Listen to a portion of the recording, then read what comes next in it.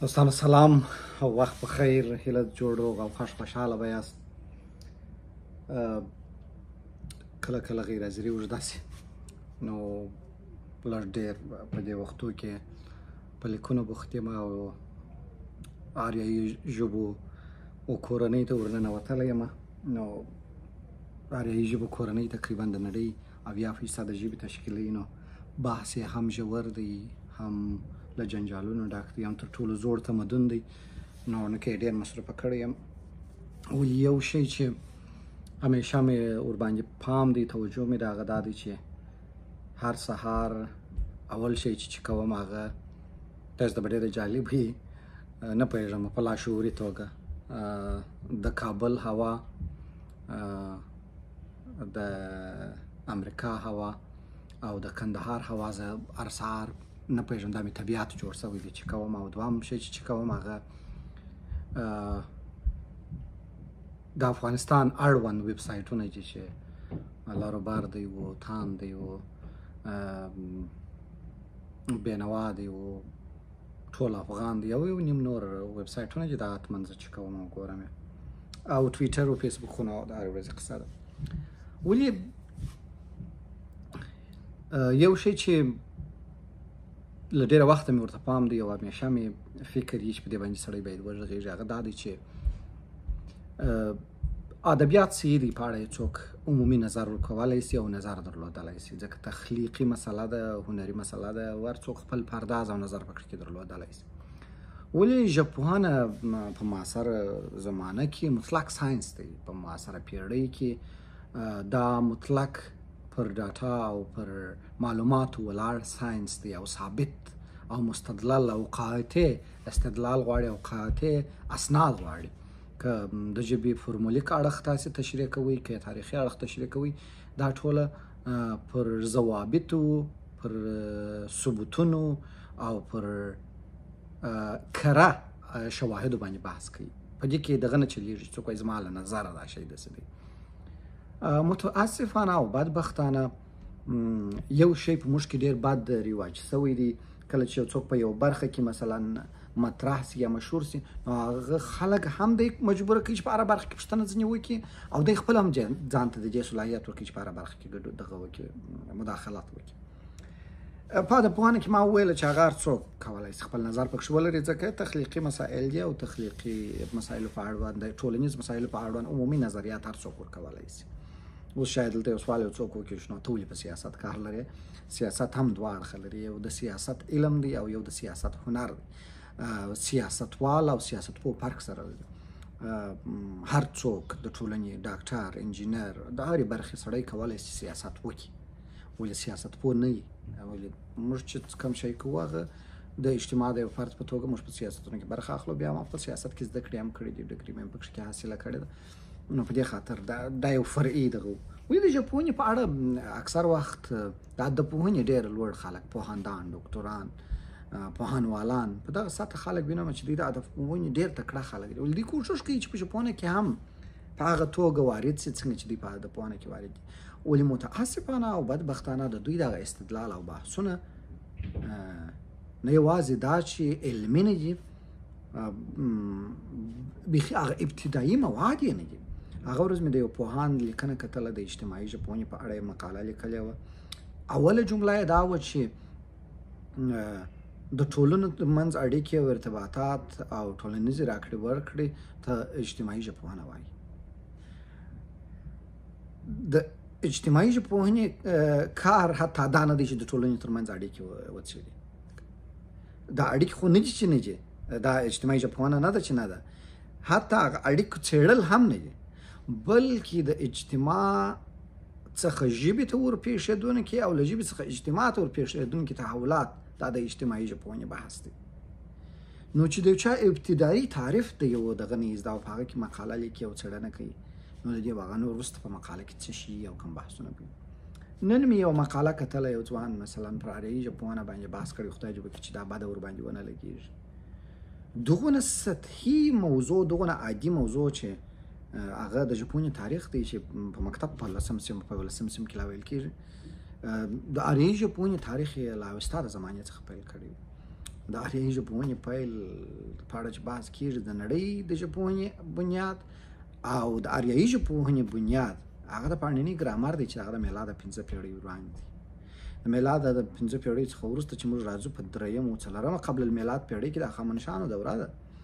هخامنشیانو کوښښ وکړي چې د اعلامي او هلته چې هغه دغه ژبه یوه اعلامي ده او دا بله یې راڅخه د اوس دفعتاً مې د ذهنه ووتله، دوی کوښښ وکړي چې د هغو دواړو ژبو څخه یو مختلطه نوې هخامنشي ژبه رامنځته کړي، هخامنشي لیک رامنځته کړي.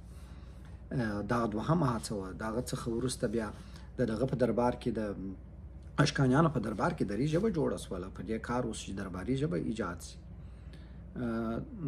بیا د اوستا متون په دغه 2 قبل الهجري پیړۍ کې لیکل شوي دي. زرتشت خو د میلاد څخه وروسته نه و، خو د مخه دی نو.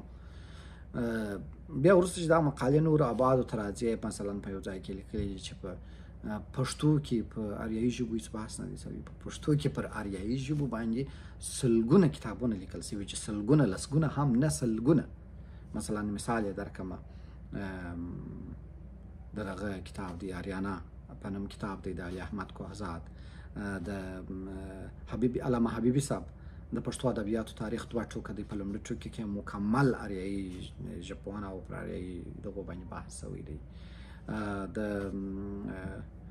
زما خپله تاریخي ژبپوهنه ده، په هغه کې د آریایي ژبپوهنې مکمل اوږد بحث دی. د پښتو ژبې د تحول تاریخ دی، دغه کتاب دی د پوهاند شیرزاد.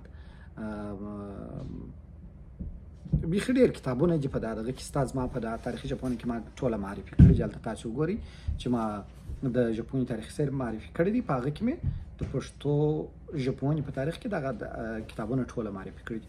نو په مجموعي توګه د ژبپوهنې په اړه چې بحث کوئ دا ډېر دقیق آمار او دغه غواړي. ځینې وخت ځینې ګرامري لیکنې د ځینو مشرانو چې د استادانو په نامه مطرح دي وینم چې اصلا هغه وریانټونه د ژبې دغه نه سره لري. لهجوي شان په معیاري شانو تېروي، معیاري شان په لهجوي شانو تېروي او هغه بیرته غلط استنباط ورته کوي. زه تاسو د دې بلنه در کوم چې په ژبپوهنه کې کار وکړئ. ولې د ژبپوهنې سره سطحي برخورد مه کوئ. دا علم دی، دا ساینس دی، دا د پوهنه نه ده چې سړی بس چې خپل نظر او خیال پکښې کې ووایي.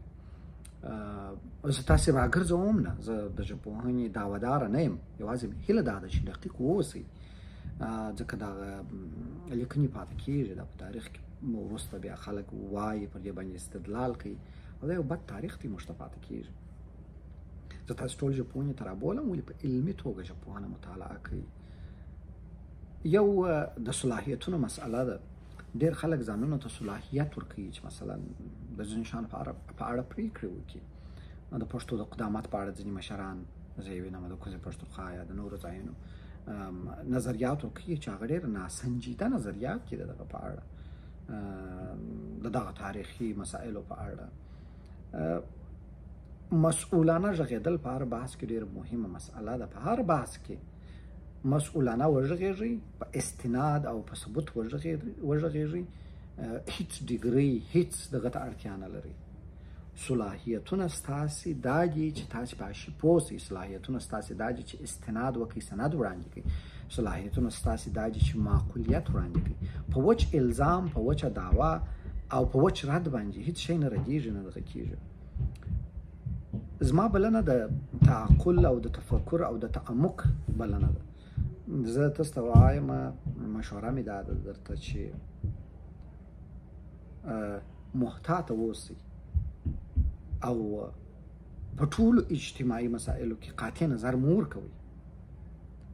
قاطع نظر په اجتماعي مسایلو کې د پوهې څخه نه، د ناپوهۍ څخه سرچینه اخلي. تاسو د علامه حبیبي ټولې لیکنې وڅېړنې وګورئ. هغه وایي چې زما دغونه په واسطه پر راتلونکي خلکو ته به وګورو چې نور کشفیات وکړي، نور پرمختګ وکړي. نو زه بیا تاسو ته وایم چې د ژبپوهنې په اړه کې مسؤلانه ګام واخلئ. په یو او بل دا چې په یو شي کې پوهېږئ، هغه سره تعادل نور شیانو ته مه کوئ. زه د اوسنۍ ژبپوهنې په نامه چې څنګه لیکنې کېږي، د اکثرو په ژبه یې نه پوهېږم چې دا څه شی وایي، څه شی مطلب یې څه شی دی. او اکثره دا چې ډېره بخښنه غواړم چې دا خبره کوم، اکثره د اردو د ایراني ماخذونو څخه ترجمې دي او په موږ باندې د نوي علم او په داسې حال کې چې په ایران کې اصلا ژبپوهنه نشته. ایران ټولې ژبپوهنې یا تقلیدي دي یا ترجمې دي او ډېرې غلطي د کلماتو د تعبیرونو غلط انتقال دی، جعل تصویر ډېر پکښې کېږي، هر څه د ایران په نامه تماموي، هر څه د ایران نامه ته اړوي، اریایي کلمه، آریین کلمه، دا ټوله دوی دغه ته اړوي، ایران ته اړوي. نو چا د رضا برهاني طلا درمیز ترجمه کړي، د یو معقول کتاب په حیث یې معرفي کوي، چا بیا د یو بل ایراني دغه ترجمه کړي، په خپل اثار دغه کوي، ویې کوي، دا هم کار دی، مګر معقولیت د لاسه مه ورکوئ. بیا وایم هر څه وکړئ خو معقولیت د لاسه مه ورکوئ، پرېکړې مه کوئ او لنډ شان مه راګرځوئ.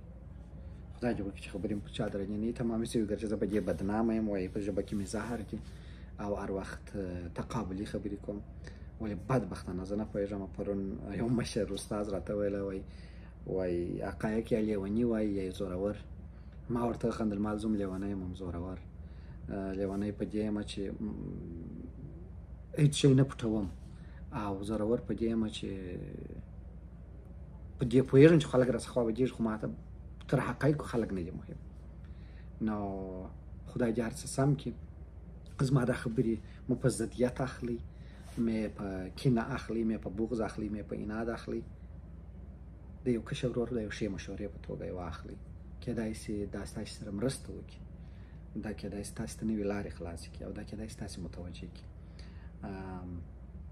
د سرلوړي، د باعزته او د بافرهنګ او با علمه، با دانشه او با دینه افغانستان په هیله، د یو داسې دین په هیله چې هغه دی، د داسې دین په هیله نه چې خلکو یې د ځان سره نوې نسخه راوړې ده او موږ له نیکونو له نسلونو نه دي لیدلې او دوی اوس نوې موږ ته معرفي کوي. نو خبرې به پر دغه ځای راټولې کړم. د ټولو خبرو سر یو دی، هغه د همدا دی چې زده کړې، پوهه او علم د افتخار او فضل فروشۍ دپاره نه، د خلکو د پوهولو او د انساني ټولنې د بقا او د تداوم دپاره راځئ خپور کړو، بدرګه یې کړو او سره شریک یې کړو. پر لوی خدای مو سپارم. د نورو بحثونو په تمه. معمولا زه په ګرمي کې دغه نه یم ډېر حاضري نه شم ورکولی، ځکه ګرمۍ سره نه یم جوړ. نو که ناوخته به راځم. آباد او سوکاله مو غواړم.